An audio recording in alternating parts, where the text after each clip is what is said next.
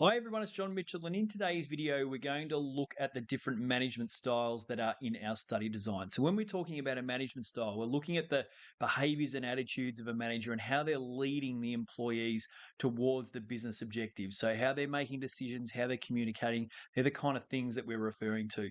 So, some managers like to have full control over decisions and like to, really just tell the employees what to do, while others like to give some control over to the employees or maybe lots of control over to the employees. So you can see on this, little chart here, where if we go to the left of the graphic there, you've got management styles where there's more management control, where the manager really wants to control everything and the decisions and how it's communicated. Whereas if you move to the further to the right you go, the less management control there is. So it's like a continuum. And so there's 5 management styles that we're going to go through: the autocratic, persuasive, consultative, participative, and laissez-faire.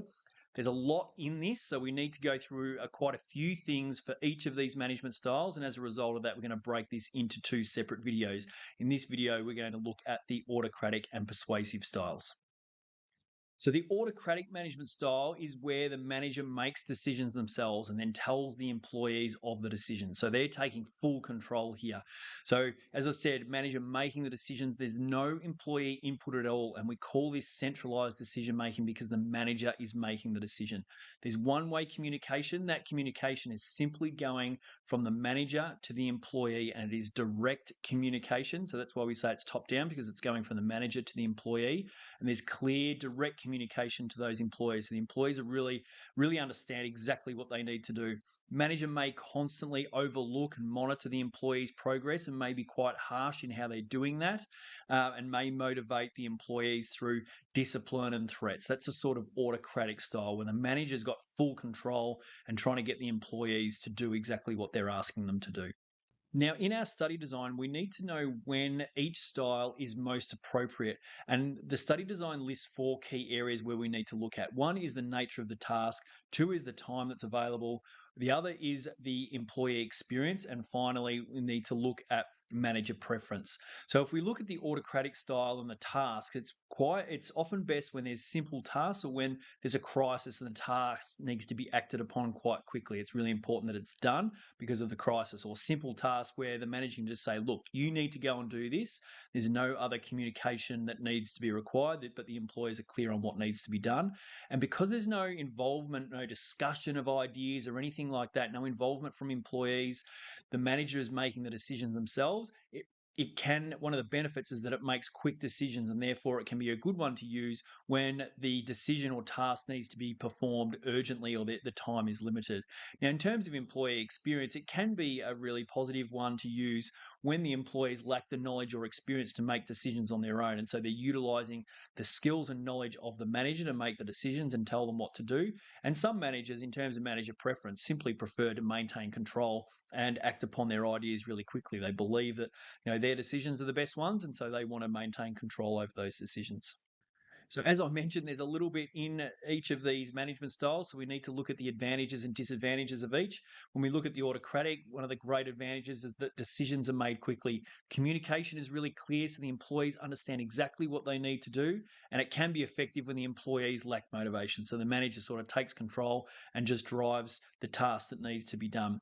However, there will be a smaller pool of ideas because there's no employee input, no different perspective shown when a decision is made. The employees can feel undervalued, resulting in poor morale because they're not involved in the decision making. They're simply coming to work and being told what to do. It can reduce creativity within the business because everything is just coming from this one person, from the manager. And as a result of the manager making decisions and the lack of involvement from employees in decision making, it can be difficult for the manager to get buy-in from the employees about the decisions that are being made. We now move to the persuasive style, and the persuasive style has lots of similarities to the autocratic, in fact. So it's where the manager still makes decisions themselves, but now they're trying to convince the employees, trying to or persuade the employees about the decision and why it's been made, why it's the most appropriate decision. So again, managers making the decision, no employee input. That's the same as the autocratic style. So centralized decision making. There's one-way communication. It is just the manager communicating to the employee. However, However, the difference here is that there is more communication provided to the employees. The actual reasons of why a decision has been made and the benefits of the decision are explained to the employees to try and get them on board. So it's still a task orientated style where the focus is on employees completing tasks. It's not involving them in any decision making at all.